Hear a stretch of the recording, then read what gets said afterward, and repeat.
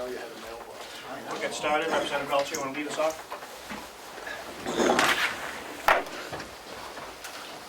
Pledge allegiance To the flag of the United States of America and to the republic for which it stands, one nation, under God, indivisible, with liberty and justice for all.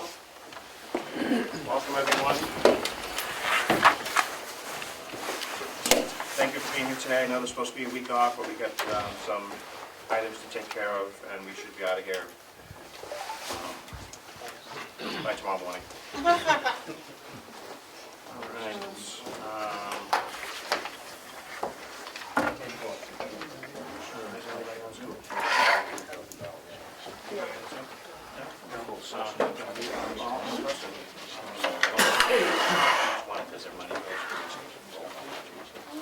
All right, move to approve the meeting minutes of February 10th. I'll make a motion. Thank you, Representative Brown. Do we have a second? Thank you, Representative Page. Representative Woodcock? Representative O'Neill, thank you. I'd like to add that just add to the minutes that presented the notation that the four of us who are absent were all in contact with the Education Committee. Mike and Katie and Glenn and I. Thank you. Let us afterwards. Yeah. All right, motion to approve the minutes as amended. I'll make that motion. No, we already have a first and a second. Just Oh, you did? in addition to that. First and second. Page, I'm sorry, Brown and Page.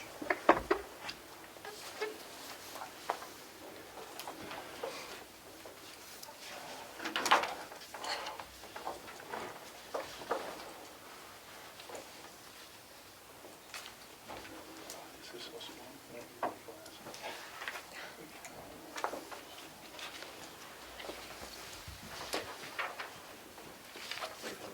Please. Yep. Mr. Vice Chair. Representative McConkey, no. Representative Smith, Representative Belcher, Yes. Representative Brown, Here. Representative Constable, Representative Crawford, Representative McDonald, Yes. Representative Pedronell. Here. This is for the approval of the minutes. Yeah, that was. Oh, yes. Right. Representative Well, I Bucco, wasn't here. Yes. you want to do abstain? I wasn't here. Do we vote if we're not here? If we weren't You here for can the actual abstain. meeting? I abstain then. Representative Bucco. Representative Woodcock, Dane? Representative Burrows, Yes. Representative McAleer, Yes. Representative Page, Yes. Representative Avalani. Yes. And clerk is abstaining as well. You have 7. 8.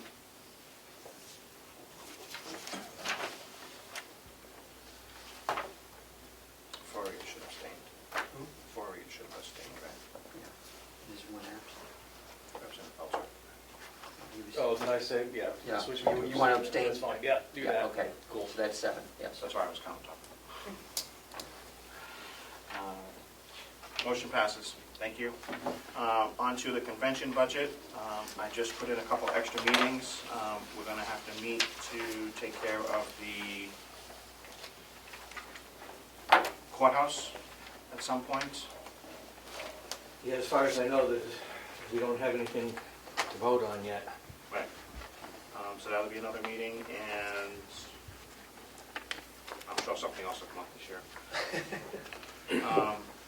So last year's budget was $29,450. I'm asking for $24,919, leaving $15,000 in our contingency in case you want to do a performance audit on something this year.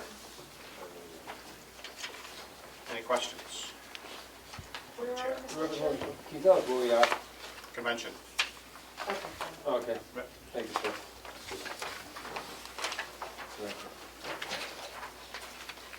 So it's down $4,600 or so. Or somewhere in that. double what we have. Yeah, since more people are gonna be in person, we have to adjust that a little bit, and we're gonna have a couple extra meetings.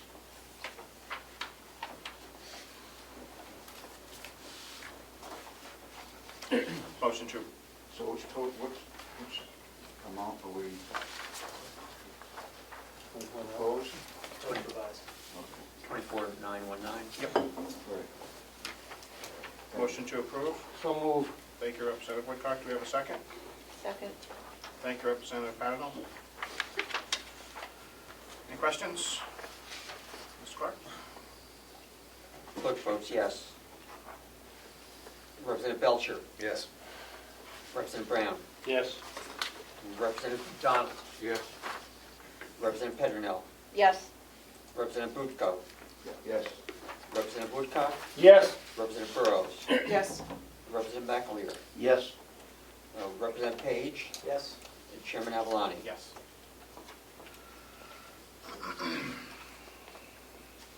11, Thank you. 0. Thank you, everyone.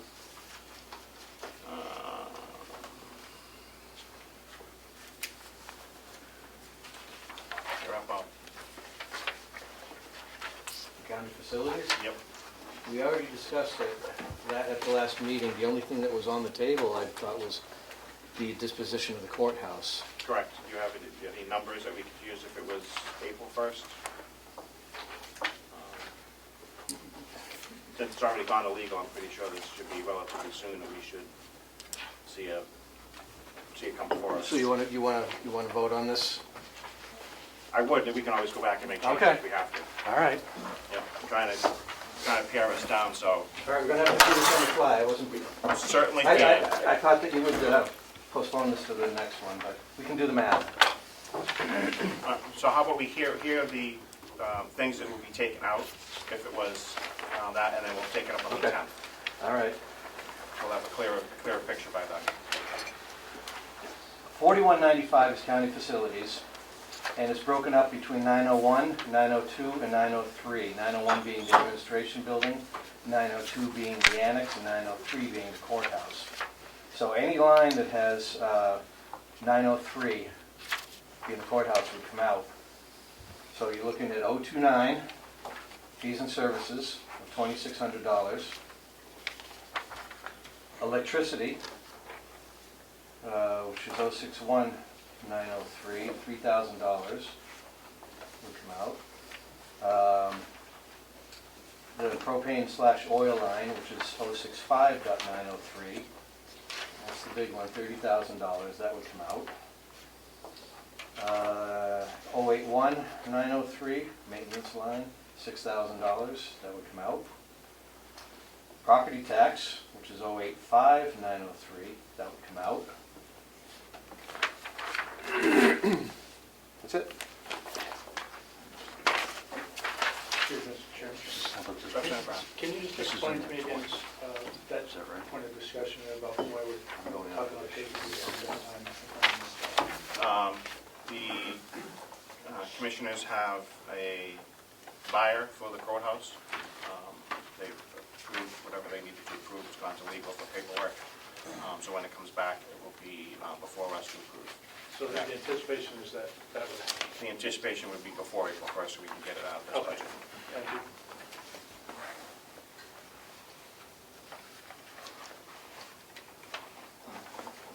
Representative Woodcock. Thank you, Representative Leo. So there's some, that we missed the last meeting. The 903 courthouse, the new, the 41, if I may, Bob. Sure. The 41,858, well, what is that? I'm looking at the bottom of page 2. 41 what? It says $41,858, courthouse new. That's the combined amounts that we just talked about. Okay, so that is what's coming out because it's been sold for $1? Yes. Okay. Yeah, any money that I had budgeted for the courthouse for 2023 would come out. Okay. And yeah, I'm going off of this sheet right here. Okay, I've got this, okay. So, may I follow up with questions to you? Please. The last time we discussed the courthouse when I was here, there was back fees or back taxes to Ossipee, for the Historical Society, if I recall. And that fee was still being brought forward, and I was wondering if what has happened to that, if we're responsible for that, if it was the historical societies, or that Representative Smith, I thought, was going to start looking into that. The commissioners have that part of the people taking it over. The property taxes for 2022 were paid out of the 2022 budget. There's an abatement application and process that's due March 1st, but that would apply if it's granted to 2022 and not 2023. So there aren't any back taxes. The taxes are current. It's just disputing whether in fact we actually owe what we paid. Okay, thank you. So. You're welcome. Mr. Chairman, there's one more line that was on another page hidden at the top. Sure. 093.903, property and liability insurance for the courthouse, $258. So, just to follow up with Representative Woodcock, so 903, the courthouse is new. The total amount added to this budget was $41,858. Correct. Keep an eye on that. Are we incurring expenses right now? Heat and everything, we must be incurring some expenses because we have. I filled up, well, I didn't fill up, I put oil in the tank before, 2022. And the only thing that we're incurring right now is electricity, and that's minimal. I can't imagine it'd be more than a few $100s. And I'm sure I can find a place to absorb that if need be. Representative Bucco, you have a question? Yes, thank you, Mr. Chairman. I missed some of the items that Bob was listing. So I guess, do we have a new total? Not yet. We're just waiting on the final paperwork to come in from legal for the commissioner so we can vote to dispose of it. Representative McDonald. Thank you. Thank you, Mr. Chairman. When I do the addition, I come up with $43,258. You're correct. $43,258. Okay. Oh, I'm looking at 41,858 too on my sheet. Can I talk? please, CFO, Batchelder. No.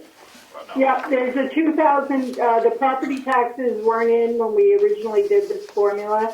So the property taxes are 2,000. It is in fact 43,858. And the new total is 225,722.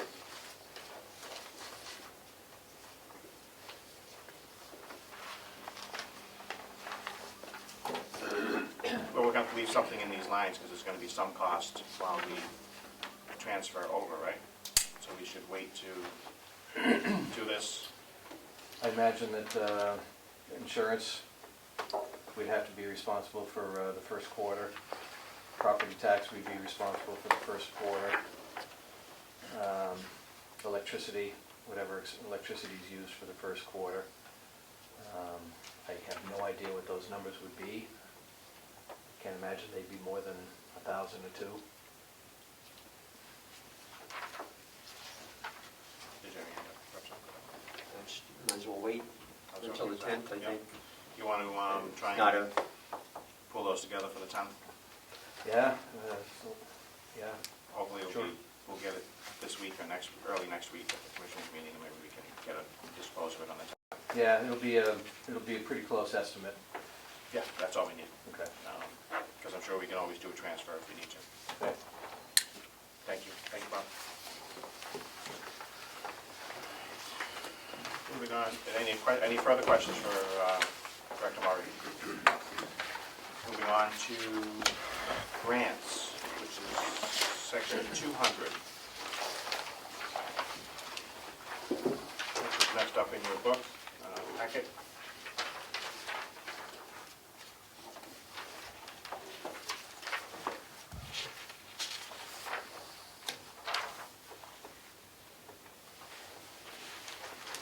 These are the 3 grants now. Yes.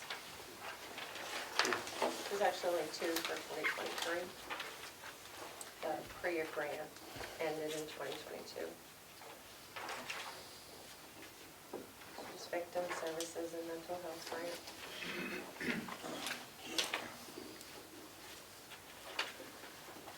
For the new people, the victim services grant offsets some of the costs of the attorney's office for the victim witness assistance that we provide.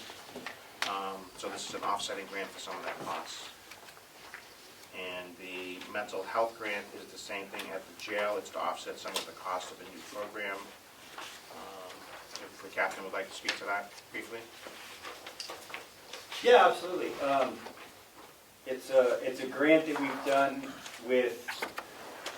to incorporate 3 counties to provide mental health services with an additional case manager that we have. So this case manager does off-site programs with Coas, Rockingham right now, and provides that service that don't have the means to do it. Our case manager does that as well as come to our facilities and conduct programs. Fantastic, thank you. You're welcome. And your pre-grant as well, you just want to fill them in on what that was quickly? Oh, absolutely. Let me come over here. So the pre-grant was giving us the ability to become PREA certified, which is a federal law mandating, if you don't know, the Prison Rape Elimination Act. So with that grant, we were able to give the jail additional cameras to eliminate dead spots within the facility, increase officer training for PREA purposes, increase inmate education so they are aware of their rights and abilities through PREA, and also get us PREA certified through the federal government. So we're currently PREA compliant through the feds, which is mandated by law. Fantastic, thank you.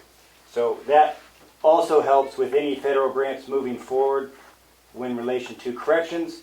Helps us get that because we're under federal guidelines and approval. Perfect. Any questions for the captain on the PREA grant or the mental health grant? Representative Bucco. So are we still getting that?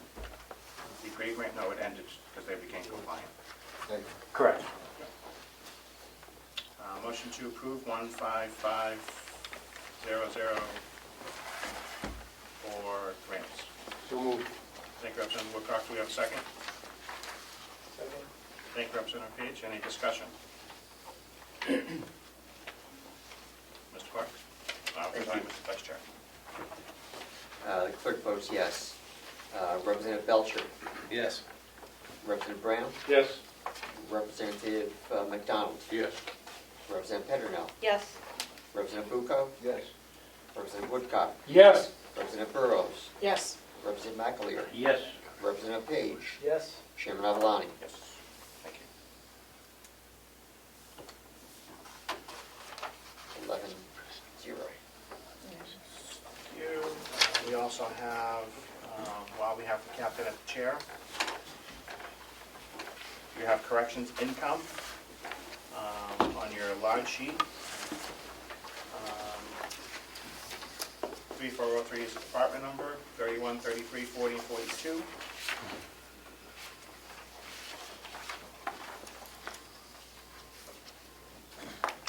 Oh, we would like to request the revenue be $150,000.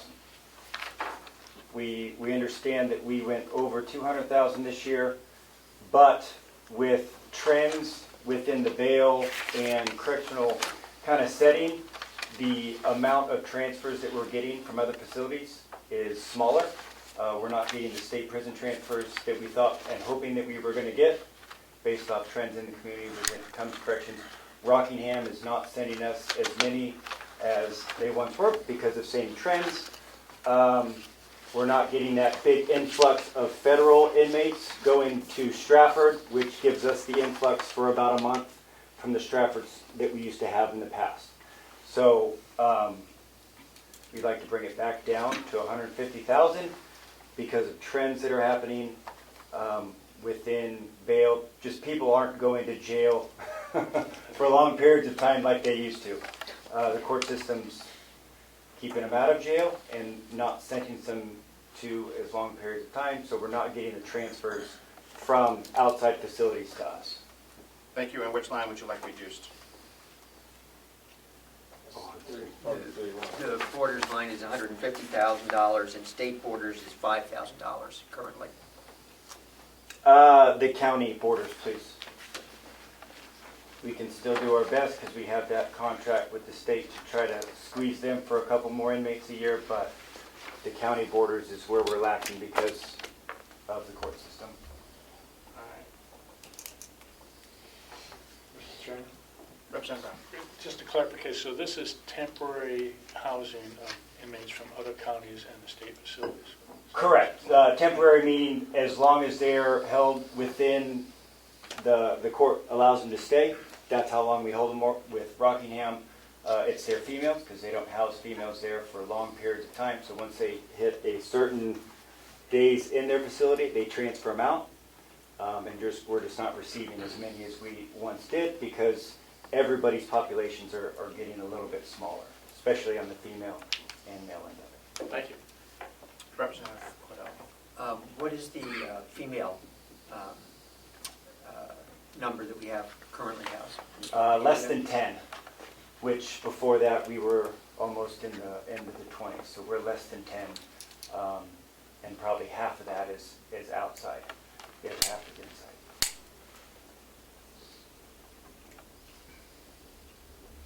Representative Booker. Thank you, John. Just so I'm clear, the line 031, is that the one you want to move it down 5,000, is that what it was? Yes. It's 159, you're going to move it down to 145, is that the intent? Please.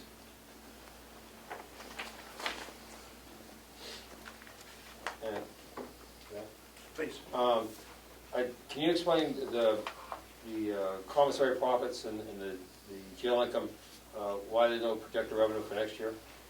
I cannot explain to that because I don't have the numbers in front of me.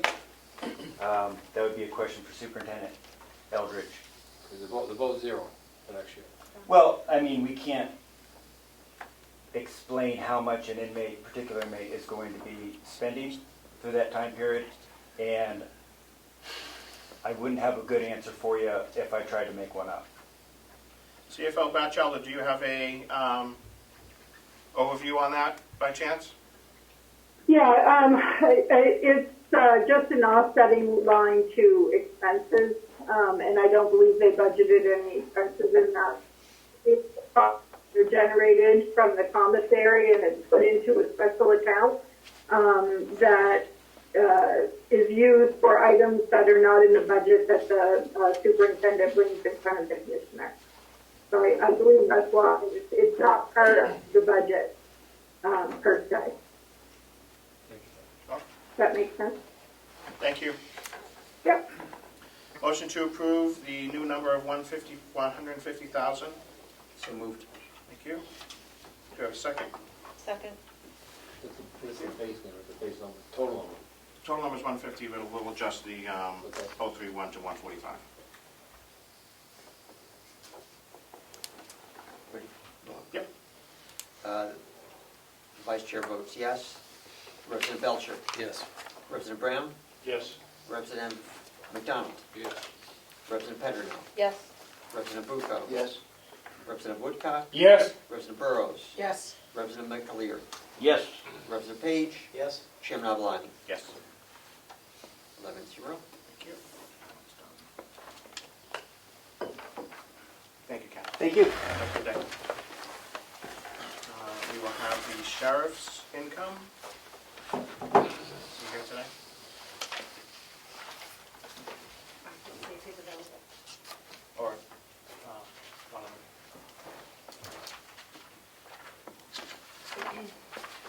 them? While we're waiting, we can take the county attorney's income, 5702 for the diversion program. Motion to approve. So moved. Thank you, Representative Cooper. Do we have a second? Second. Thank you, Representative Woodcock. Any discussion? For the new people, it's a new program that the county attorney put in to help divert people from going to jail for some lower-end issues. And so far, it's been working fairly.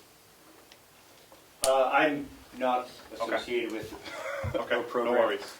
and know little about it. Yep.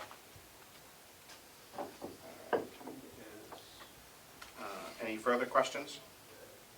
Mr. Clerk, Mr. Vice Chair. This is the county attorney diversion program for $5,702. Vice Chair votes yes. Representative Belcher. Yes. Representative Brown. Yes. Representative McDonald. Yes. Representative Petternow. Yes. Representative Bucco. Yes. Representative Woodcock. Yes. Representative Burrows. Yes. Representative McAleer. Yes. Representative Page. Yes. And Chairman Avalani. Yes. 11-0. Thank you.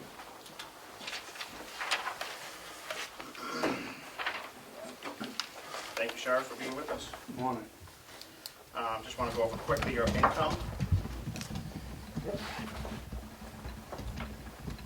Most of the numbers are the same as last year. The special details I would raise by $10,000 to 85. Okay.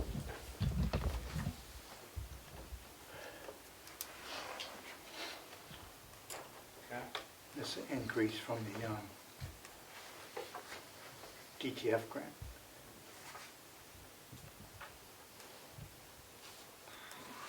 Is that a new grant or is that a? No, Yeah, it's a re- yeah. Thank you. Albany, Eaton are the same, basically? Yes, Albany is in talks about increasing the hours, but that will just be a wash if they do, but they won't do that until their meeting in March, April. Yep. So 313-300, Correct? 301. 313-300.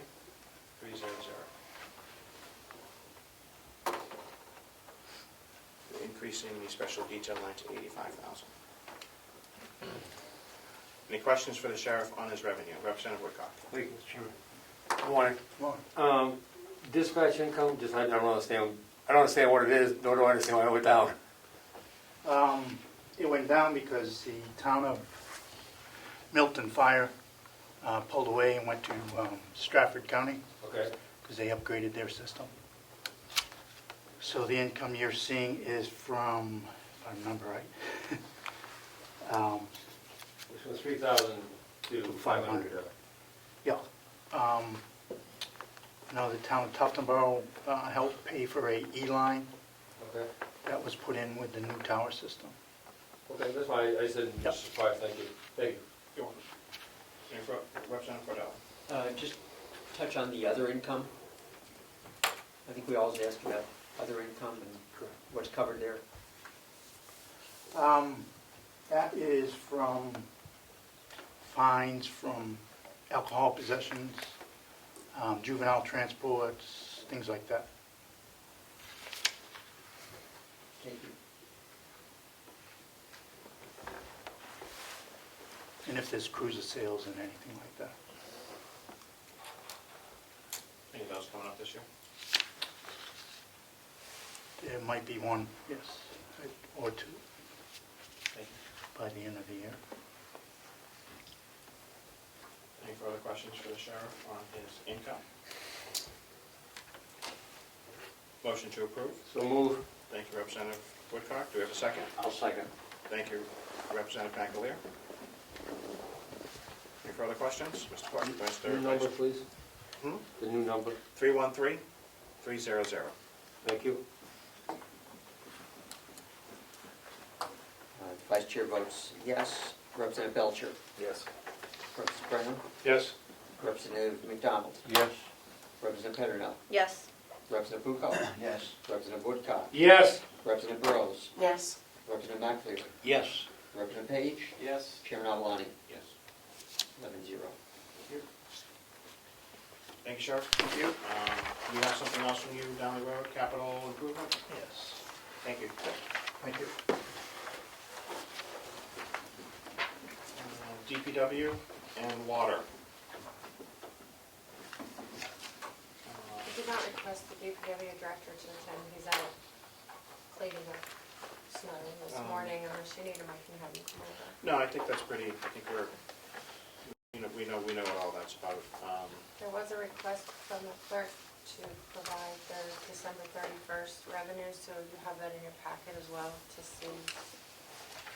It's right above. Yep, it's in. So that top sheet will show you what we brought in for water department and pay.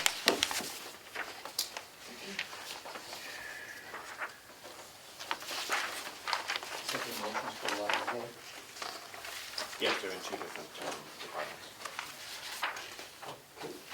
Where are those names? They're on this sheet. No, that's the end of the quarter, that's 12/31. 12/31, yeah, that's your up-to-date revenue numbers for the year. Oh, okay, Yep. thank you. Farm income is second to the bottom, and the water is up top.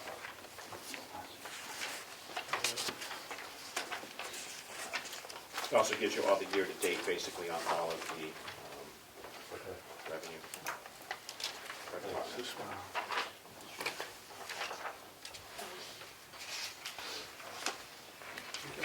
And the other stuff.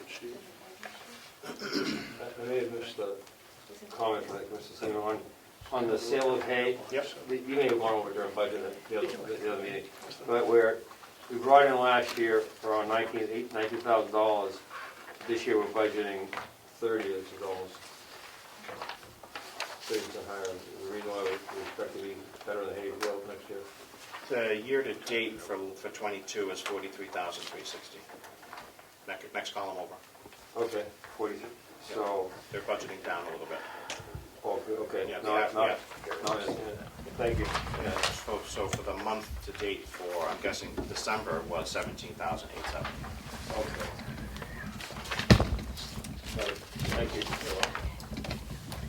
Motion to approve $30,000 for the sale of hay. So moved. Thank you, Representative Wilcox. Do we have a second? I'll second. Thank you, Representative Hathaway. Any questions? Mr. Vice Chair. Thank you. Vice Chair votes yes. Representative Belcher. Yes. Representative Brown. Yes. Representative McDonald. Yes. Representative Petronell. Yes. Representative Bucco. Yes. Representative Woodcock. Yes. Representative Burrows. Yes. Representative McAleer. Yes. Representative Page. Yes. Chairman Avalani. Yes. To you.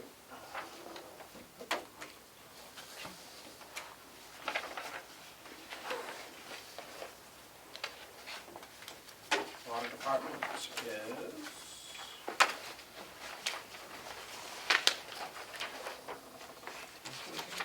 two, 24,000 is the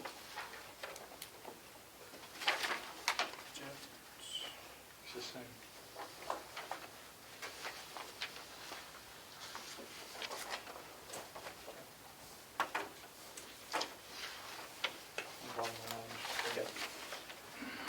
Representative Brown moves 24,000 for the Water Department. Do we have a second? So moved.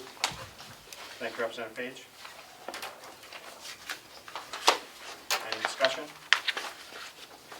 For the new people, if you don't know about the Water Department, we have a small complement of people off of the, I think it's the road this way, up towards 171 that we service, and some towards the other side. And this is their billing for the year. Representative Woodcock. Can I ask a question as regards to the water department in general? Sure. Where's the status of the repair or the update on the water tower? I think that's part of the overall improvement that they're doing. We're looking at the tank, we're looking at all of the facilities that they have to go with the ARPA money that they've set aside. Bob, you want to speak to that briefly? Yeah. Go ahead, thank you. That's where they are. Okay, Yep, it's included in that big package that they're going to do, okay, with water and sewer. thank you.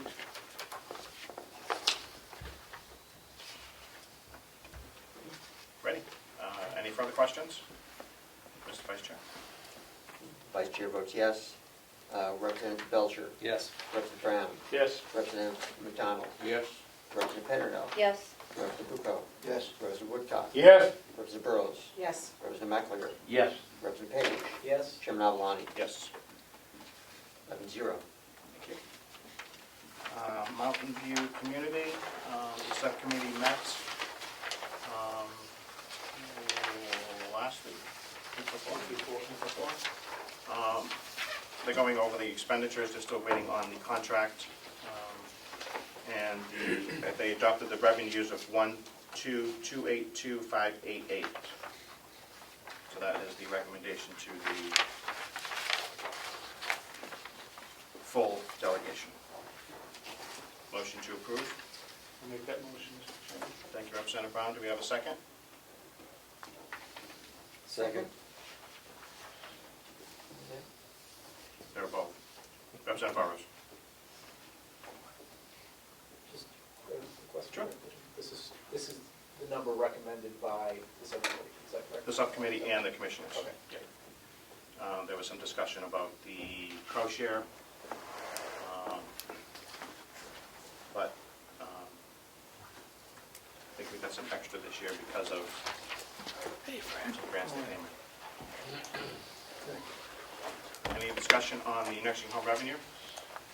It's just a general question. Sure. I know that the county always does this way that we, and I just like to understand that we look at revenue and expenditure separately. And I just find it hard to, the way we present it here, I find it hard to delineate what the net margin is. I just like to understand why we traditionally look at them separately rather than together so we get a total overview. We're still waiting on the contract. I'm sorry, I don't understand. So we can't finish the expenditures just yet. So that's why we're just doing the revenue, so we have something we can keep moving forward. But eventually we'll get to see. We'll do both. Okay. Yep. Thank you. Yeah, this is just so we have stuff we can do today and get it out of the Got way. it, okay. Yep. Commissioner Flash, good morning. Good morning. Did you have a question? And McCarthy? Is there something I can help clarify? And Commissioner McCarthy? Commissioner McCarthy's here as well. Well, thank you both for being here. Who wants to step into the, oh, I mean, who wants to step in the fire line?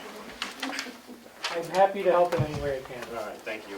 Any questions on the revenues for the nursing home? Seeing none, Mr. Vice Chair? Vice Chair votes yes. Representative Belcher. Yes. Representative Brown. Yes. Representative McDonald. Yes. Representative Petronell. Yes. Representative Puccio. Yes. Representative Woodcock. Yes. Representative Burrows. Yes. Montclair. Yes. Representative Page. Yes. Chairman Avalani. Yes. 11-0. Thank you. Unincorporated places is next. That is 16.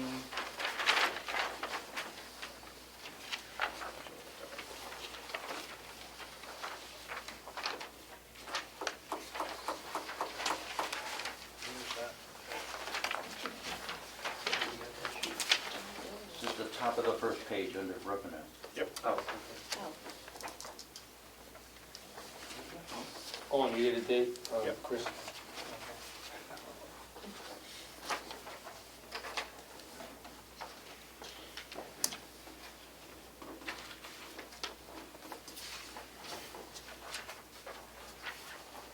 So is it part of the new budget for Hales that there's an added additional income coming into the county? You want me to speak to that? Please. No, they actually reduced the amount, and Commissioner McCarthy can add if she wants to, but they reduced the amount coming into the county. That amount represents the reimbursement of payroll and payroll taxes that we're paying for the employee at Hales location. So it's basically a dollar-to-dollar reimbursement of expenses.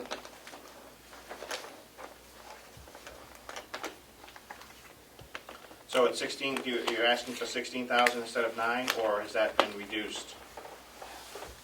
The 16,000 is just for the coverage of payroll. The 9,000 doesn't exist anymore. Is that correct, Commissioner McCarthy? Yes. I think it's, the actual income to the county is what, 1,000, I think we left in there. Right. For, Yeah. Representative Woodcock. Thank you, Mr. Chair. I'm looking at, CFO, I'm looking at the year-to-date, so it was 2389 for last year. Am I in the wrong place? I think so. I see the 9,000 Yes. budget. Yep. Year to date, 20,389. Correct. Okay, so is that a reduction in the staff, or is that, 'cause I'm confused, it used to always be, I just always remember seeing the 999. Right. Right.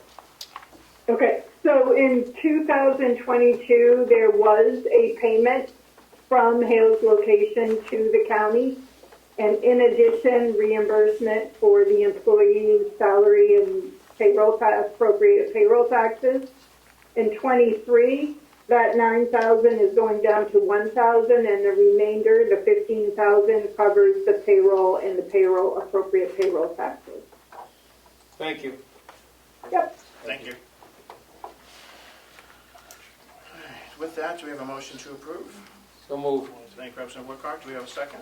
Second. Mr. Chairman, before the motion. Representative Belcher? Yep. Discussion? Yep, we have a question about the, why is it going down to 1,000? I don't understand that. It's staying at 16,000. The reimbursement to the county for 1,000 is for. So it went from 9 to 1, so I'm just trying to figure out why that difference. Okay, I'm confused by that, so maybe you can explain that to me again. I don't have a copy of the, did you give them a copy of the actual budget for Hills? No, we just have, No. we're just going to take in the The revenue. Hale's budget is on March 10th. Yep. So what Hales is doing Thank you. is, try to explain this, it was 9,000. Out of that 9,000, it all went to the county. Now it's being, 1,000 is going directly to the county for administrative, 1,000 is going to help with Melissa's salary. The Board of Selectmen are all getting a stipend, which they never got, which was supposed to have been set up that way, but had not been. And the tax collector got a raise, and the treasurer also is getting a raise. So just for clarification. Please, go ahead. So how did that process go where these people got their stipend? Was that something that the Board of commissioners had set up, or the board? I just don't understand how that process Yes, works. and then it goes to the commissioners. Okay. And, So this was a change in process? Change. Okay, thank you. Representative Woodcock. Commissioner McConnell, who are the Board of Selectmen? That would Hale's be- location. Myself, Matthew, and Commissioner Tassari. You have the Board of Selectmen, So, Oh, yeah, thank you. So this is, unfortunately. so this is in addition to the commissioner's salary? Yes. And who, the treasurer and the clerk fees, those are in addition to the please. existing treasurer and clerk? Yes. Nothing, the only thing that went up as far as for the, in actual payroll was the tax collector. And who does that? That's Denise Layton. Is the tax collector for Hale's For, location. but that position was already there, right? Yes, they've always had one, yes. How's that, Representative Woodcock? No, I'm confused. This is the first time I've heard about Board of Selectmen for Hale's location. I knew we have like a superintendent of schools or things on paper. I didn't know that they got an additional stipend as commissioner and Board of Selectmen. Yeah, the Hales location is an unincorporated place, so the county picks up their selectmen's duties. So the county commissioners act as their selectmen. Right, and one acts as superintendent of schools mostly? Correct. But I didn't know in the past, I understood, I've always saw in the paper that there's that they do that work theoretically as a commissioner. But I didn't understand there's a separate stipend for being Board of Selectmen at Hale's location Always has been, in this budget. every budget. Representative Yeah, Carroll. I think in previous budgets, it was all lumped together as $9,000, period. Okay. So what the county does is they process their payroll for some of their employees, and Hales reimburses us for those costs. So the county taxpayers aren't paying for their individual town.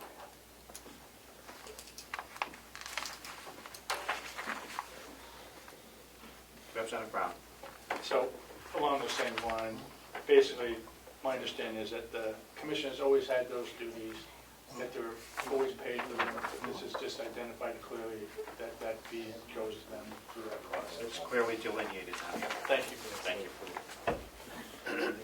Representative Burrows. I just, thank you, I just want to understand, so why aren't the selectmen from Hales? Say that again? Why aren't the selectmen people who live in Hale's location? Because they're unincorporated. I don't know, I guess I don't understand the connection. You know, why, how that, I don't understand how that affects selectmen. Sorry if it's a dumb question, I just don't, I don't have that. I know there's part of the commissioners' RSAs mention non-incorporated Okay. places that they would Okay. be the Board of Selectmen. okay, all right, thank you. As for unincorporated, they'd have to incorporate as a town and then hold elections for Okay, selectmen. got it. I don't know why they've decided not to, but. Okay, that explains it, thank you. Because of their town Representative meeting. Woodcock. Who's the superintendent of the school? Commissioner. Commissioner. You? I am. You are? Matthew's the, Chair of the school. So how many students do you have that represent McCarthy? we have 3, No, I think there's 4. 4, yeah, we just got a new one in, yeah, 4. and Matthew is the head of the school board. We're paying, I think, $80,000 to Conway, Yep. and then another $32,000 Or to Freiburg. Fred Freiberg. We spend $40,000 per student to send kids to Conway. That's what they charge. Freiburg charges $17 per student, For 17%. just the way it is. Multiple hats on you. Yes, some of us do, Representative Woodcock. Excuse me? Some of us do wear multiple hats. Yeah, but we only get one pay. That's all right. Any further questions on the 16,000? Glad that has been cleared up. Mr. Clerk, Mr. Vice Chair? Vice Chair votes yes. Representative Belcher. Yes. Representative Brown. Yes. Representative McDonald. Yes. Representative Petternow. Yes. Representative Bucco. Yes. Representative Woodcock. No. Representative Burrows. Yes. Representative McAleer. Yes. Representative Page. Yes. Representative Chairman Avalani. Yes. 10-1.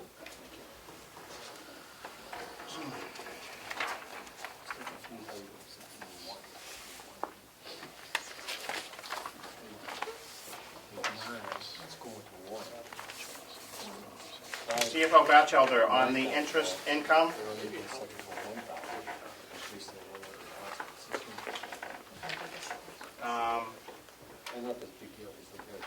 $6,500. Yep. Can you just tell us what that is for? That's just interest earnings on various funds, whether it's money held in escrow or savings account, CD interest. Not all of it is unrestricted, but it's a combination of interest income on all the accounts. Thank you. And with the increase in interest rates going up, we're not going to see an increase in that? I don't know. That's hard to predict. Probably, but the balances in the escrow accounts are going down, so it could be an offset. I hate to be too aggressive on that. I'd rather stay more conservative. Nope, I agree. Motion to approve the $6,500 for interest income. Thank you, Representative Page. Representative Woodcock. Any discussion? Mr. Vice Chair. Vice Chair votes yes. Representative Belcher. Yes. Representative Brown. Yes. Representative McDonald. Yes. Representative Petternow. Yes. Representative Bucco. Yes. Representative Woodcock. Yes. Representative Burrows. Excuse yourself. Sorry. Representative McAleer. Yes. Representative Page. Yes. Chairman Avalani. Yes. 10-0. Thank you. All right. Thank you, everyone, for your indulgence so far. The establishment of capital reserve fund. Representative Woodcock, would you like to take that off the table? Yes. Motion to remove that from the table. So moved.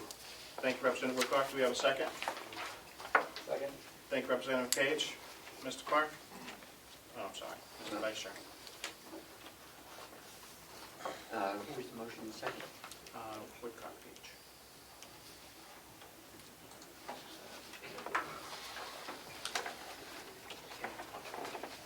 Vice Chair votes yes. Representative Belcher. Yes. Representative Brown. Yes. Representative McDonald. Yes. Representative Petronell. Yes. Representative Bucco. Yes. Representative Woodcock. Yes. Representative Burrows is not here. Representative McAleer. Yes. Representative Page. Yes. Chairman Avalon. Yes.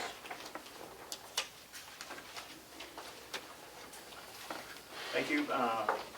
Back in December, we had a hearing to establish a capital reserve fund. And CFO Batchelder, would you like to speak to that briefly? Just an overview? Sure. So we've put together quite a hefty list of items that include items that the department heads would like to encumber this year, new items that are needed. Then we have taken into consideration retro capital that is eligible for the Gopher grant funds coming in. And we're working on a document to put a committee together and how that will be handled. And thus far, taking out the nursing home grant that came in, we have a list of $1.7 million. And I'm still waiting to hear from some department heads. And then we will take the grant money that we've received and use that, as the committee allows and as the structure allows once we have it all completed. And then extend that over a 5 to 10 year plan on when those capital items will need to come into play for the county. So that's where we are. We have quite an extensive spreadsheet by department and waiting for a few blanks to be filled in with costs and quotes. Representative Cordelli. So this would just be the voting to establish the fund, and the fund amounts for the budget would be a later vote. Is that correct? That is my understanding. Right. What I would like to suggest, I just found out about this meeting at about 8:15 this morning, so I apologize for not being better prepared for you, but I certainly will be on March 10th. At that point, we will have submitted the Gopher grant, and there is some other grant funds that we're going to be going after. And at that time, I also will have the final actual numbers for 22, so we'll know what was remaining in the budget, and then be able to put a proposed figure together that we can put into the capital reserve along with any grant money that comes in for those capital items.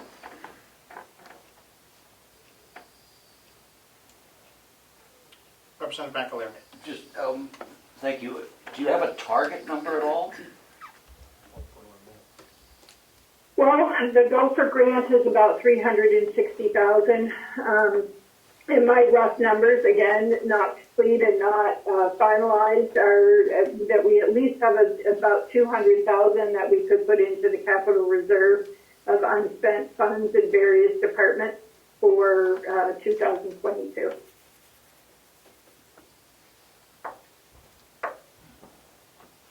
Representative Cordelli. Thank you. Those unspent funds from 2022, those would normally go into surplus or unassigned fund balance, correct? Correct.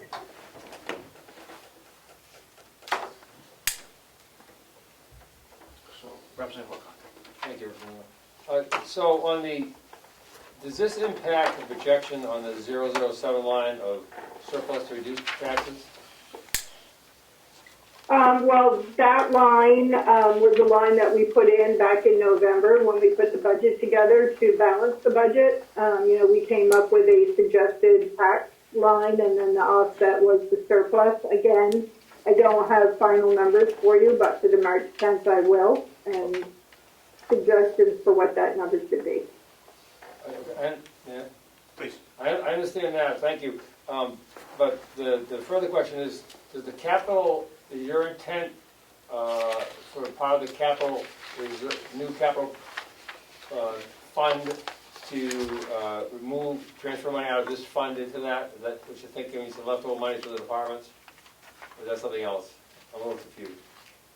Well, I mean, the whole idea of the capital reserve is to put a plan in place for the county as a whole for unexpected capital expenditures that come up, so that we're not in a lease situation or a borrowing situation, or, that we have some reserves specifically for capital items, such as the grinder and the jail that needs replacing and wasn't on an emergency basis, or such as the project for the jail. Thank you. I'm not suggesting that the thinking of long-range planning for unexpected capital expenses is bad. That's not the question. My question is just, looking at the figure that we have in front of us today on the revenue sheet for surplus to reduce taxes, my only question is part of your thinking to move some of that money to the capital reserve fund? That's my question. No, because we're talking about two different things right now. I mean, that was a figure that just balanced the budget. When we presented the budget, the commissioners did a final approval of the budget to present to delegation. Okay. The capital reserve is just a totally different topic. And could it have an impact on that number when we're all said and done? Yes. But they are two distinct items. Okay, thank you so much. Yep, we will set that number when we have all the expenditures and revenues in, we'll set. Yeah, I was just trying to see if that's what's going, that's all. Yep. Thank you. CFO Batchelder, so what you're saying is some of the capital improvement funds that we appropriated last year have some excess in them, and you want to fund this new fund with those leftovers? Not just capital, but fund balances, department balances in total. For example, the jail, we were going to suggest or put in front of the delegation that they were under budget and that they had $100,000 to put down on their lease. This is kind of all up in the air because of the Gopher grant that we're going after and the particular pieces. So it's kind of a wait and see to see which items are going to be paid by that grant and which items we're going to either need to encumber or use from the capital reserve. It's kind of a loaded answer and loaded question, unfortunately. Representative Bucco. Thank you, Mr. Chairman. I'm a little confused with between the capital reserve and the surplus to the undesignated surplus or undesignated. Unassigned. The unassigned fund balance. If we're gonna use, normally these capital reserve accounts are for specific items. This is gonna be generally for capital needs. I guess that's the first part of the question that I'm confused about. And then you mentioned that some part of the unassigned fund balance would go into this capital reserve account also. That would lower the amount of unassigned fund balances that we would have. And we all know that that's, we're usually pretty strict on how much we keep in the unassigned fund balance so that we're at a percentage of our budget, however much that turns out to be. Am I confusing everybody even more? I was just confused when you crossed capital reserve with the unassigned fund balance. That we've had enough problems with the unassigned fund balance. I don't want to be leaving any blank checks floating around out there.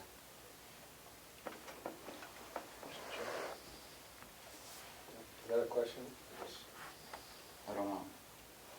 So, CFO Batchelder, what is our unaudited, unassigned fund balance as of 12/31? I don't have that for you. I'm sorry. Okay. So let me just try to clarify. These are two totally different things. The unassigned fund balance is an accumulation from the beginning of time, right? And we discussed this last year when we were putting the budget together. The capital reserve is something totally separate. What I was suggesting, which I think is what's causing the confusion, is that when I look at the 2022 budget, if we have budgeted $1 million for corrections and they spent $800,000, we have a $200,000 surplus, and I'm just picking these numbers, these are not real numbers, I'm just using as an example. There's 200,000 left in the correction budget, so if we know we have 200,000 that we need to encumber for new capital, my suggestion is to use that money that we've already budgeted, already planned for in the 2022 budget, and move a portion of that to a new capital reserve fund for the future. Really has nothing to do with the unrestricted fund balance, two separate things. Follow up, Representative Bucco? Yes, so, but it should have gone into the unrestricted fund balance, because now you want to put it into this capital reserve account. I'm saying once we have all the final numbers, that we look at it as a whole and come up with a plan of which I will present to you on March 10th of what, this is where our unrestricted fund balance is, this is what I'm suggesting we say we put in capital reserve, and this is what I'm saying we use as the surplus to offset taxes.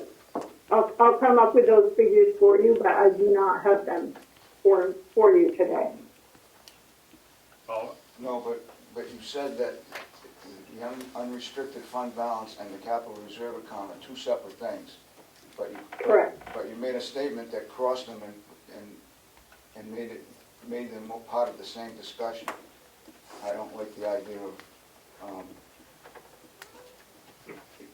of doing anything with the unrestricted fund balance. It's there to be what it's supposed to be. And I totally agree with you. Representative Brown? So, the CFO, if I'm correct, what you said initially was that for the capital reserve fund, that what you put together for a plan is what the commissioners, what all the department heads are looking at for projected cost for the next 5 to 10 years of what you think or anticipate we're going to need to fund. Is that correct? I'm putting to, yes, that is correct. And so then, we're talking about a separate discussion here, but then after that, we'll discuss how we would want to fund those proposed projects, correct? Correct. And then also what you were saying is that based on this surplus taxes, I think Representative Bucco is concerned about, is that then we would talk about how we would fund that, whether we would use it through that process or through another process. Is that correct? Correct. Thank you. Representative Cordelli? Thank you. To my knowledge, there is no contingency fund in this proposed budget. Is that correct? Correct.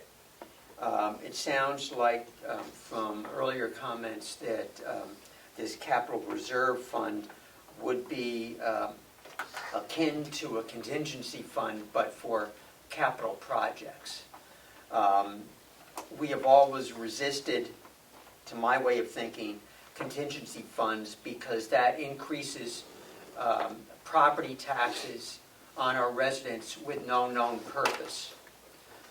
So if the purpose of this capital reserve fund is a contingency for capital projects, I have a great problem with that, and based on the lack of clarity about the fund, I would move we table any establishment of such fund until a later date. Second. Question?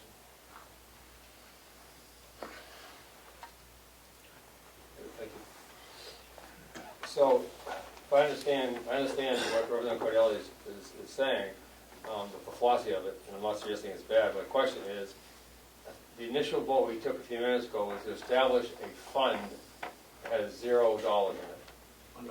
$1, thank you. A $1 account, so we have the line item present. So that on March 10th, when the commissioners and the CFO bring back a listing of funding resources for that account and projected expenses for account, wouldn't that be the appropriate time then to make the decision we want to accept the table or not, instead of just saying, outright, don't want to see it, or tabling it? We can choose not to fund it. On March 10th. We can choose to partially fund it. We can anytime. Once it's open, we can choose to fund it. Well, Please. my concern is that if the CFO and the commissioners and the department chairs are going through all the background to say, this is what I anticipate we need on these things, and we just table it before we start, then either tell them we're not gonna do it now, we're not gonna have a reserve account for a capital improvement, or do it, but I hate to have them go through all this exercise if we know we're not gonna do it. It seems to me like if you're asking every department chair to create this, it would seem more appropriate to bring it in and say, yep, it looks great, or nope, we can't afford that. That's just my thinking. No. Does your hand up? We're not supposed to discuss the tabling motion, but I would preface it to say that we should continue the discussion, because I did have something I wanted to say. So, Mr. Clerk, call the roll on the tabling motion. Who seconded that motion? Buka. Vice Chair votes yes. Representative Belcher. Yes. Representative Brown. No. Representative McDonald. Yes. Representative Pedernell. No. Representative Bucco. Yes. Representative Woodcock. No. Representative Burrows. No. Representative McAleer. No. Representative Page. No. Representative Chairman Avalani. You have the Representative McConkey. Oh, I'm sorry. Representative McConkey. No. And the chair votes no.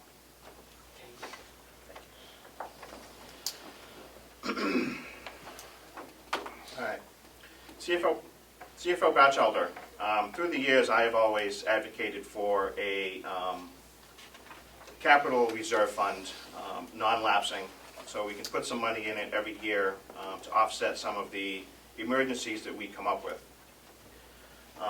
This is establishing that fund to move us forward with a plan of a 5 or 10-year plan, so capital improvements can continue without having to raise taxes indiscriminately, or go out to a lease like we had to do for the for the jail, or upgrades for simple items at the nursing home or the jail or at the building. Would this accomplish that task? Yes. Representative Brown. Yes, thank you, Mr. Chairman. Just for the rest of the committee, I used to be the chairman of the Capital Improvement Committee for Molten Borough. And what the RSA's intent originally was supposed to do, based on my recollection, was that the idea behind establishing the capital reserve fund was to stabilize your taxes, so you didn't have fluctuations up and down when you had capital projects planned.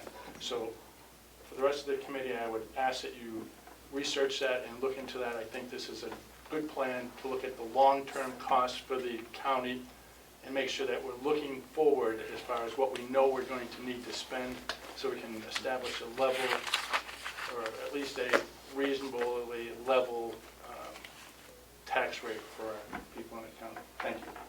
Representative Cordell. Thank you. I understand capital reserve fund. What I heard, however, was a capital reserve contingency fund, is what I heard, for unexpected expenses. That's the reason for my tabling motion. Representative Belcher. Thank you. Of course, I'm newer to this, so let me run this by everyone and see if this makes sense. So, we're talking about putting away money that we're taking in through taxes and putting that aside for an emergency basis. And under a lot of circumstances, I can see merit there. My concern right now is, and I think if we look at the conditions in the economy, we're facing high inflation numbers. If we went back to the way it was measured in the 80s, it was easily into the double digits right now. Comparatively, we're facing relatively lower rates when it comes to taking out credit. So my question is, does it make sense to be setting aside money that's going to be, as a contingency, that's going to be subject to inflation at those rates, when we could be using perhaps that to lower taxes now and relying on the credit if we needed to, because those rates appear lower?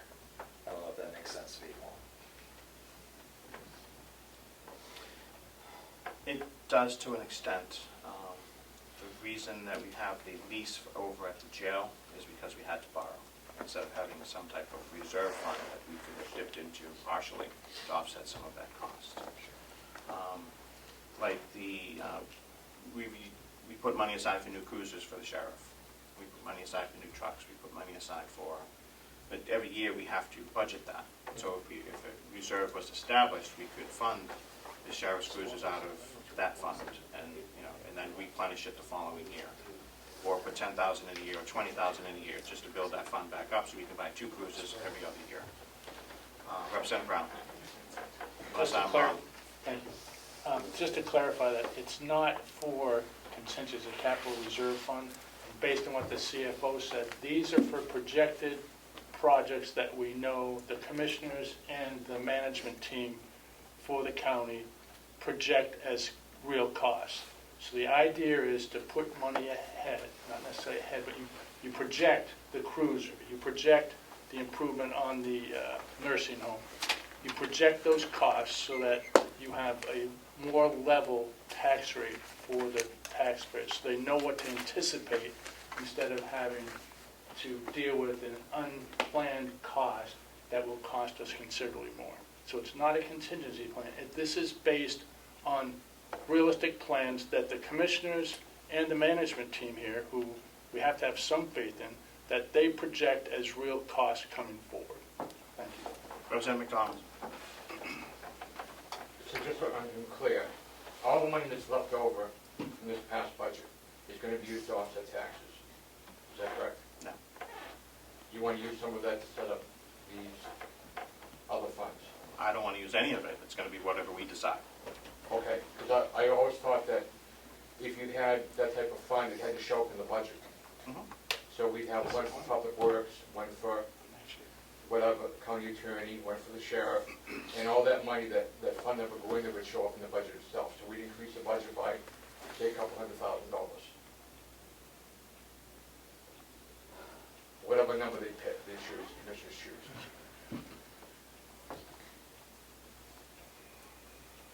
CFO Bouchard, would it raise the tax rate if we put $2,000 of unassigned fund balance in there from 22? No. Representative Cordelli. Thank you. For sure follow-up.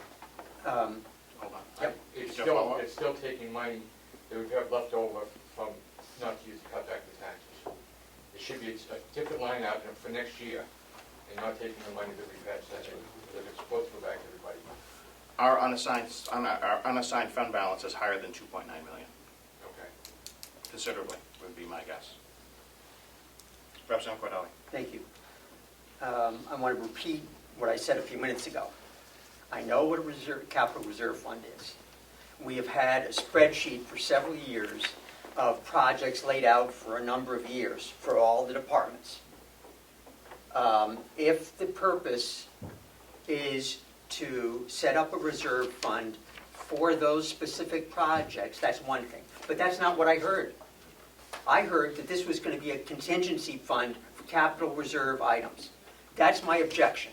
And if that's the purpose, then I'm no, and I'm going to vote no every single time. Maybe the commissioners can chime in on what they view this capital reserve fund purpose to be. Commissioner Plash, you want to take a stab at it? I can try to take a stab. I would like to clarify, though, that what we had to do at the jail recently was not unexpected. It was on the horizon. It had been kicked down the road, probably for years. It was a massive project. It had to be done quickly because everything sort of stopped working. And yes, it would be for something like that, but that was a known project. We know what we have here at the county.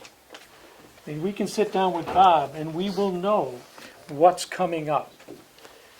And Bob, I would ask Bob, is there anything that's going to come up that we don't already know, that we can't predict could be an issue coming up?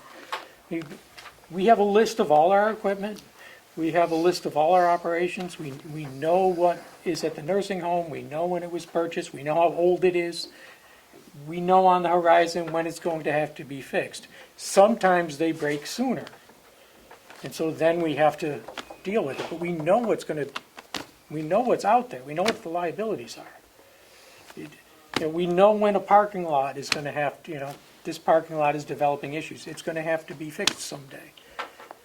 So, I mean, does that help at all? I mean, this isn't, I think if we do it by department, some departments are not capital intensive. Some are.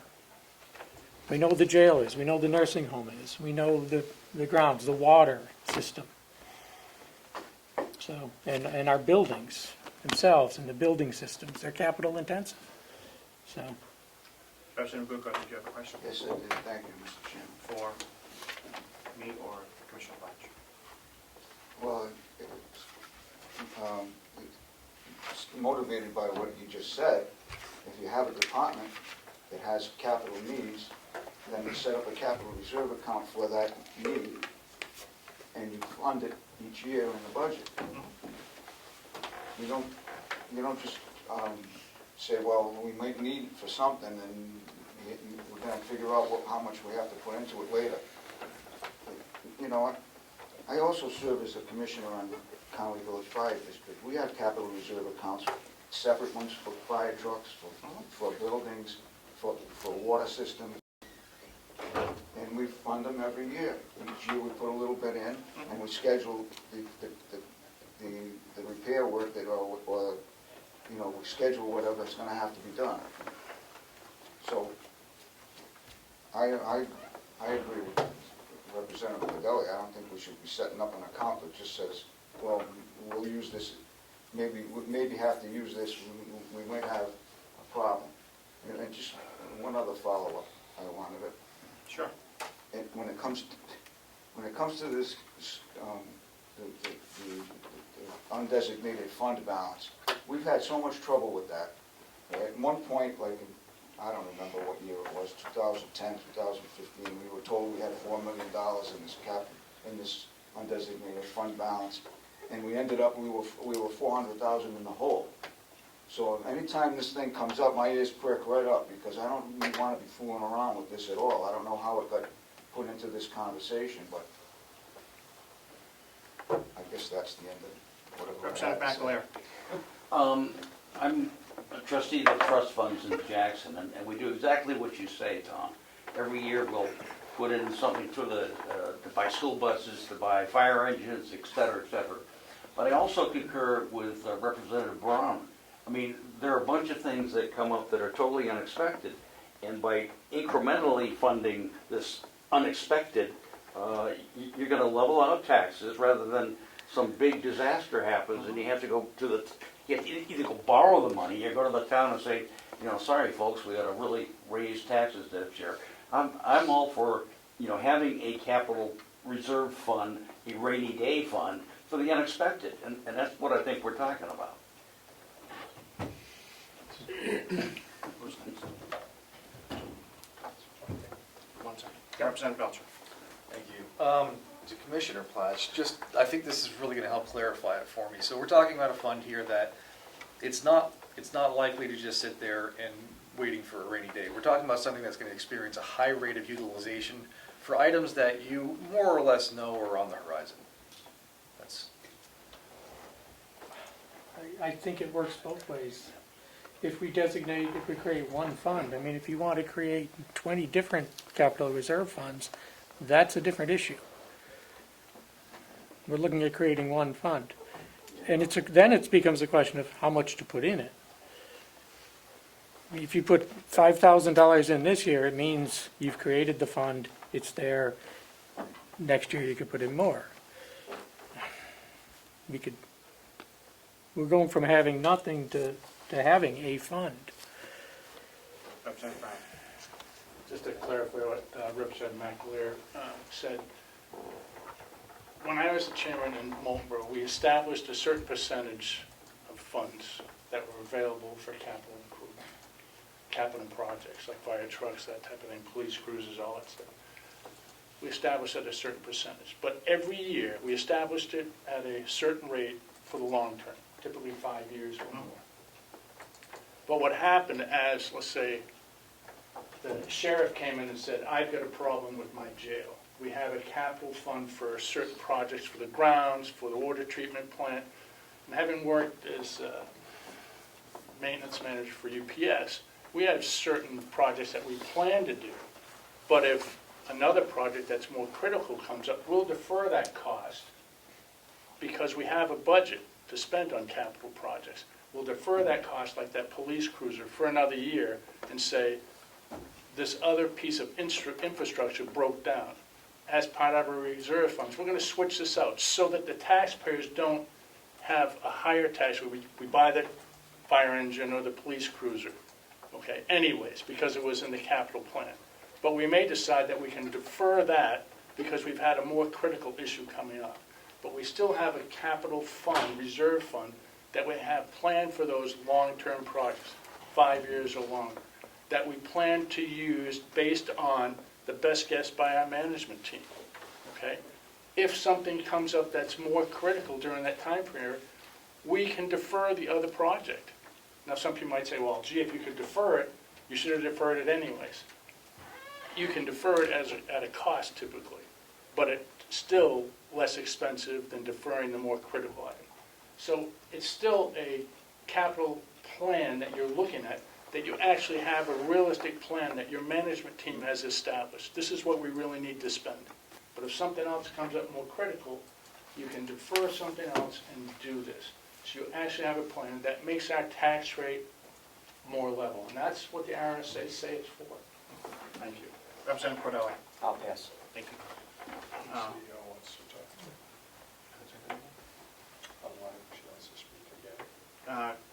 CFO Batchelder.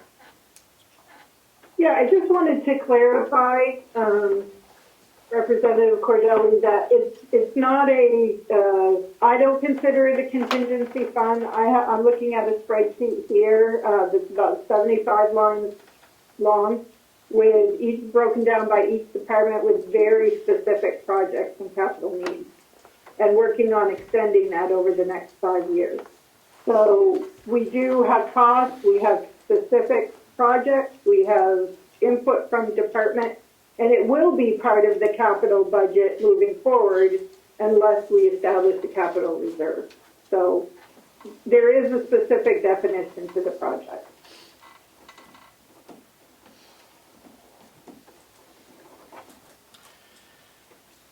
Thank you for that clarification. Director Murray. I'm not going to advocate one way or the other. That's not my job. But I just want to give you a couple of examples of things that happened this year. My maintenance budget is based on averages. My 081 line for the nursing home is based on the year-to-year average of average maintenance items that I have to do. This year I had a $14,000 unexpected, 2022, excuse me, I had a $14,000 unexpected expense. That was a big hit for my maintenance line. Things like that aren't counted for. Will lost a $30-something thousand grinder. I'm sure he didn't have that in capital or was able to absorb that. Courthouse, I inherited the courthouse last year. Finding the money for that was a challenge. Those were major unexpected expenses that just popped up, and those things happen. Those things happen every year. Just want you to be aware that they do happen, and trying to figure out how to pay for them is difficult at times. Bob, I'm sorry, Director Murray? Yes. So we can, the 14,000 was the boilers, or we had something else with the boilers? No, one of the main circulator pumps at the nursing home failed, and I had to have that rebuilt, as well as a couple of the isolation valves on either side of it had to be replaced because they wouldn't isolate. That total between parts and materials, that added up to $14,000. And labor, excuse me. And then just to follow up, I just harking back to the generator issue we had a couple of years ago, where we didn't have any money to fix those. Yeah, when the generator out here failed, what happened was we had budgeted for the parking lot to be done. Fortunately, we said, you know what, the generator failed, we can wait another year for the parking lot. That's how we ended up paying for the generator. But, you know, that was $90,000. just happened. We didn't plan on that generator failing.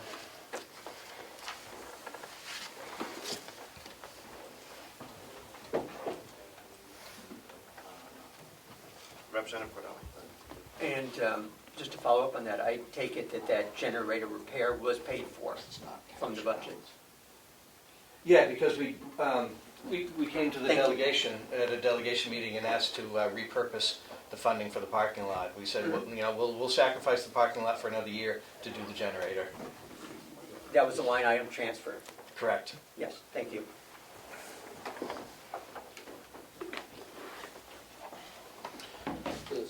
So we're dialoguing, this is you, we're dialoguing about a potential income stream or expense stream that we haven't seen yet. All we really have now is just the $1 line item with it's on the table. Correct. Thank you. So this is probably going to reoccur again at the next time. I was hoping it wasn't, we get it out today, but it looks like it's gonna happen again. I would also like to ask that we also get the approval of the executive committee for each project when it comes up. Can that be added to the bylaws or the, however it's written, CFO Batchelder? Sure, yep, I'm writing and taking notes. Ms. Siemens? If I might, when you pass the motion on establishing a capital reserve, if you do, then at that point, you would appoint agents to expend, and you could include the executive committee as part of that process in your motion. Yes. Yes. I didn't- Representative Cordelli? I guess I was too soft on that one. Usually I can hear you loud. Is that your agents to expend would be the commissioners with the approval of the executive committee? Yes. It's not going to be a transfer, right? It's not going to be an after-the-fact transfer, it's going to be before-the-fact purchase. That's correct. Thank you. Unless you want it as a full delegation, but I want to make sure that we're flexible enough if the emergency happens at the executive committee. That's fine with it, thank you. Thank you. Anybody else have an issue with that?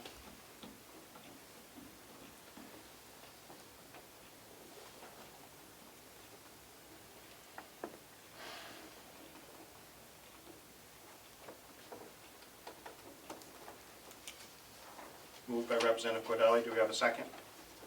Second. Representative McConkey? What's the motion? Motion is to, I thought the motion was to table. Establish the capital reserve table fund. establish, I was trying to think of the word, to establish the capital reserve fund, making the commissioners the agents to expend with the approval of the executive committee.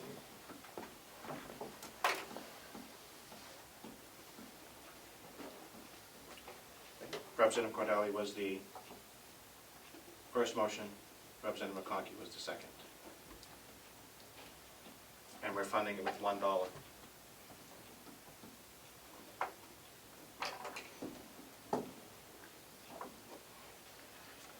Vice Chair votes yes. Oh, hold on. Oh, I'm sorry. Any further discussion on the motion? Is the motion unclear to anyone?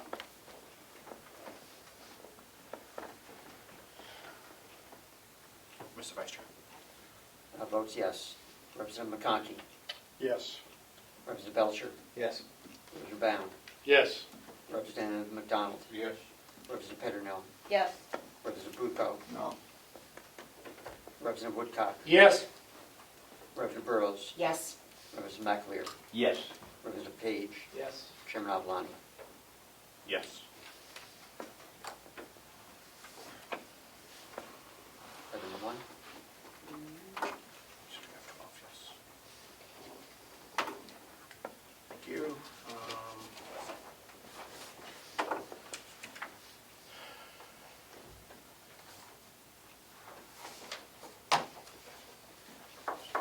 Everyone has the Registry of Deeds updated income. I plan on taking up that in CFO Batchelder. We're going to be taking the Registry of Deeds up in March. So could we have the preceding 2 months of revenue to make sure that we are on target for the request of revenue from the deeds? Yep. Thank you. Yes, okay, yep. There was a question on the insurance refunds. We're not getting any this year? Not like we got last year. We got approximately 40,000 this year. It just came in last week, or the week before. Is that for 22 or is that for 23? That's for 22. Thank you. Miscellaneous income for 124,000, is that correct? Yep, we received some additional federal money through ARPA, and that is, we received 50% of it in November, and the other 50% will be available in May of 23. That's what that represents. Thank you, so that money is not here yet? Correct. Mr. Chair, where are you? I'm sorry, on the revenue on the first page of this one. My apologies. I was just asking questions. Do you need an approval for the 124, or can that wait until it actually arrives? I think you approved it in 22 because it was a total amount, I believe. And it was just a 50% draw in 22 and a 50% draw in 23. Do we have a motion to approve $124,000 in grants? So moved. It's miscellaneous. Under miscellaneous, I'm sorry, miscellaneous to cover the grant for the second payout of the grant. Do we know which grant it is, CFO Batchelder? It's part of the ARPA money. It's called LATCF, and it can be used for general expenses. Thank you. Moved by McConkey, seconded by I'll second. Representative Carroll.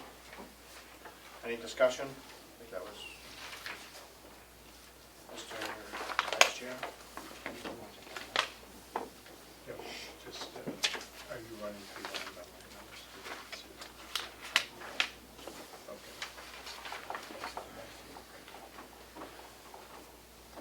Okay. Vice Chair votes yes. Representative McConkey. Yes.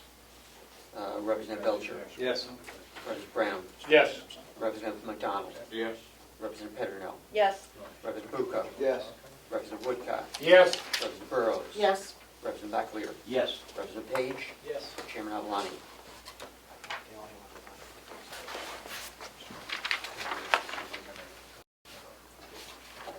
Is that a yes? Yes, please, sir. My apologies. That's right. 12-0. As of right now, that is everything on revenue except registry and the income from taxes after we're done with the nursing home budget and the IT committee. Any other business to come before delegation? President Burrows. It's just a general question, is it okay to ask it now? Sure. I'm just wondering what the status is of the annual report, which was due July 22 for the Carroll County. The field work is complete, and they're working on draft currently. The annual report should be here tomorrow. Oh, I thought you asked about the audit. No, I asked about the annual report. Oh, Annual sorry. report, yep. Commissioner Platch, Commissioner McCarthy. Melissa said that it would be here tomorrow. The annual report, we were waiting for the audit. Was it just waiting for the audit? Thank you. Did that answer your question, Representative Rose? Yes, it'll be here tomorrow, that's what I'm saying. Any public comment? It's okay. I had several updates Okay, so you want to bring some more? that might be relevant.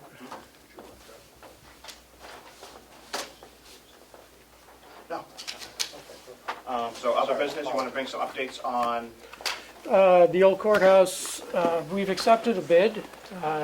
We opened it up for bids. Yeah, come up. So we opened it up for bids, and we asked that the bidders do something with the building that will preserve its historical nature.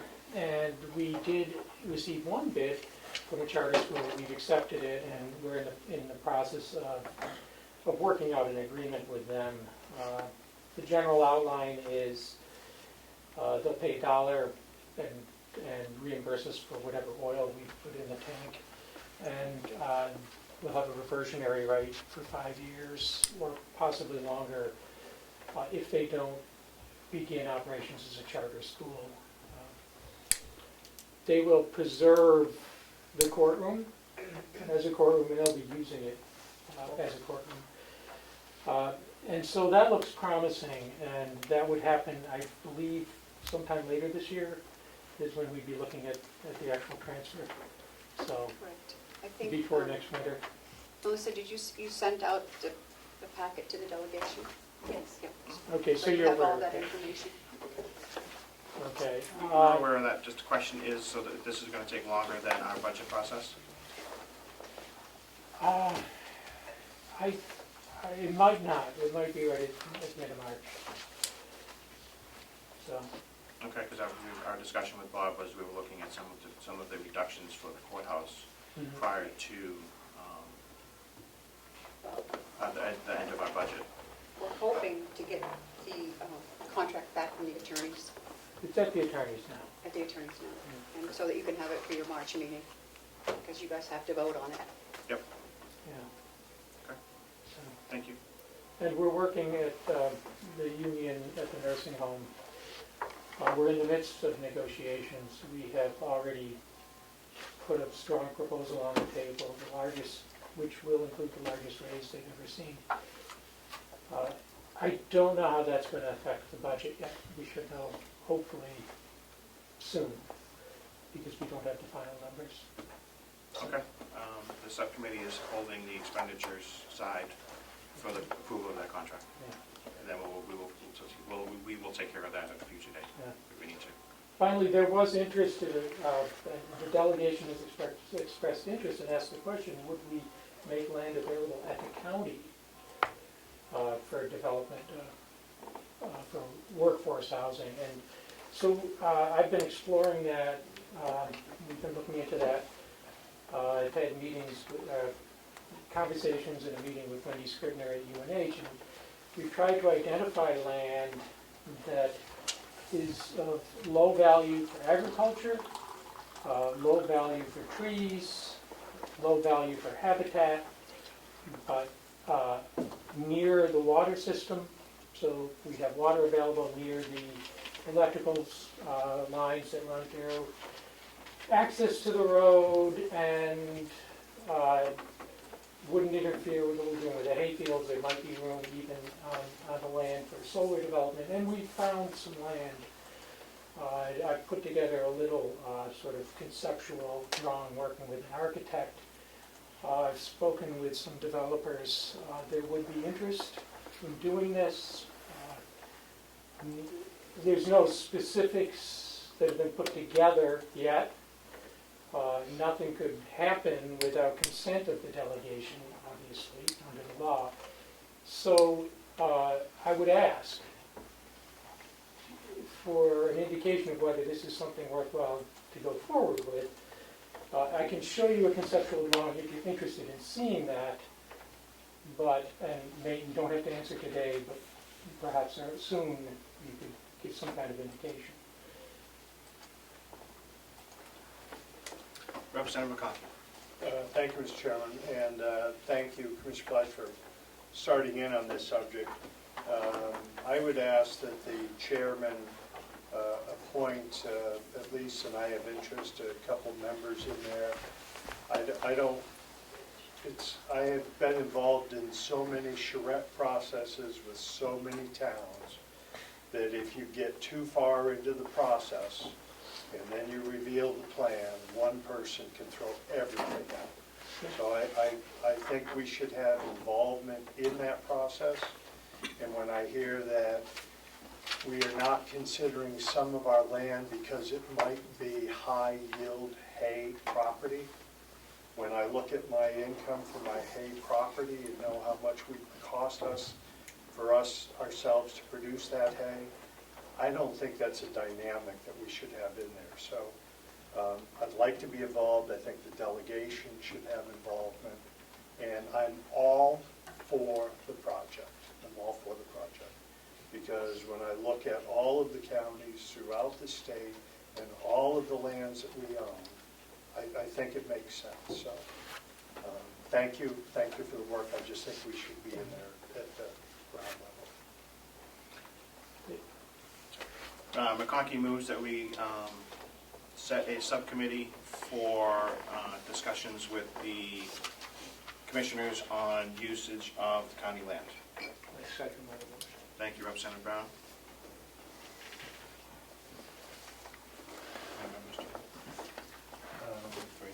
Yeah. Can I ask a question before you do that, or no? Sure. Could that include the proposal for solar that's been presented to the commissioners?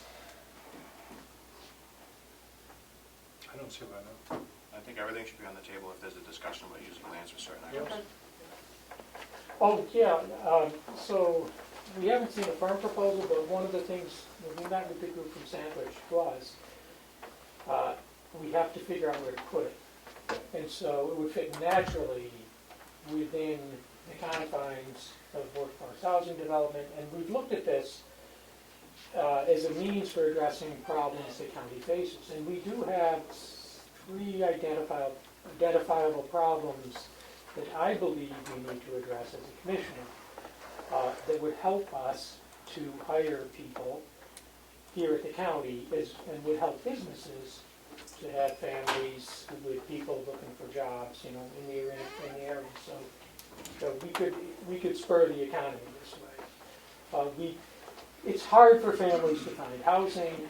It's hard for families to find daycare for kids. We don't have enough daycare in this county. There's a demand for it. We could make land available for a small daycare development, maybe 5 acres. We could, and there's another problem in this county that the county has been spending a lot of money on, which is dealing with drug addiction and the mental health crisis. We give money every year to that. So there's an opportunity as well to maybe put some kind of recovery center here. Nobody wants it in their backyard, but it's a need the county has. And so we could make land available for that as well. We've come up with about 70 acres, 75 acres that could have its own access from the road. It's not high value land. We won't have to get into the hay fields. We have about 80 acres in hay, I think, right now.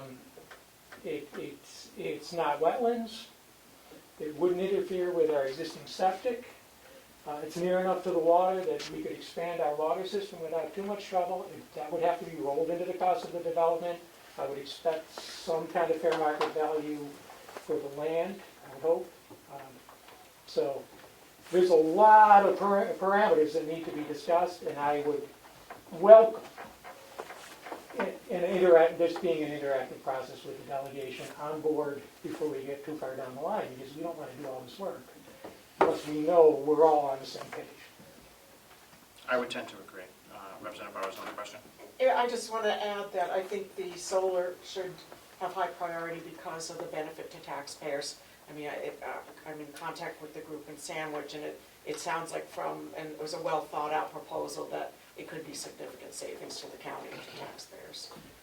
Yeah, and they could participate in the process. Input from a proposal would be what's needed. Great. So. Thank you. Motion to form a subcommittee to work with the commissioners on this project. McConkey and Brown. Any further discussion? Clerk, call the roll. Mr. Vice Chair, call the roll. Vice Chair votes yes. Representative McConkey. Yes. Representative Belcher. Yes. Representative Brown. Yes. Representative McDonald. Yes. Representative Pettingill. Yes. Representative Bucco. Yes. Representative Woodcock. Yes. Representative Burrows. Yes. Representative McAleer. Yes. Representative Page. Yes. Representative Avalani. Yes. Thank you, Mr. Vice Chair. Seeing as the motion was made by McConkey and seconded by Brown, those would be the first 2 members that I would appoint. Representative Page, would this be something that you would be interested in? Sure. Thank you. Is that okay with Representative Wilcox? Absolutely. Thank you. Those are your subcommittees. First name is McConkey, so you would be... Thank you. Look forward to it. Would this be under the commissioners would be scheduling these meetings, asking the delegation to participate, or do you want the delegation to create these meetings?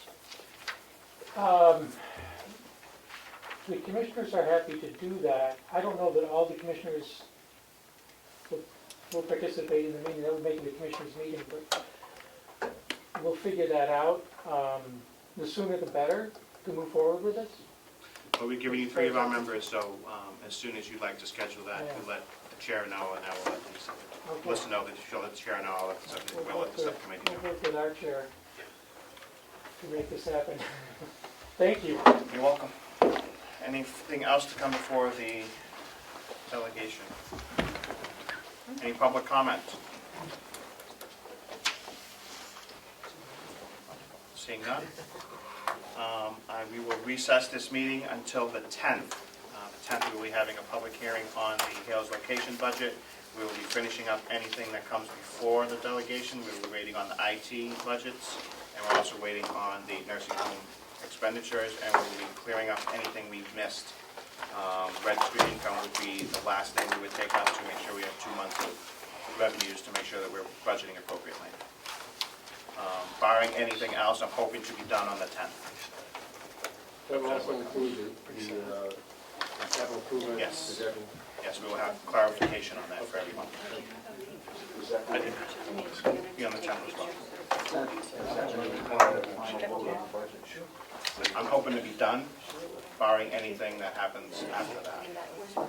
If anything needs to be changed, it gives us a few things, because we have a very, I know you guys have a very heavy house schedule coming up. We have a 3-day session at the end of the month. We're trying not to do anything for that meeting.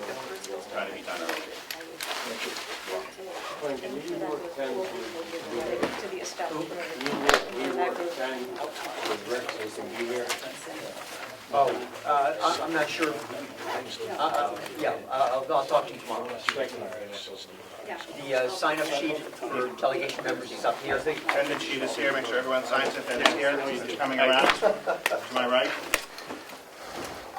We will recess the delegation meeting. And we will have the executive committee meeting in a few minutes. 11:50. We stand in recess until March 10th. Thank you, everyone, for your indulgence today.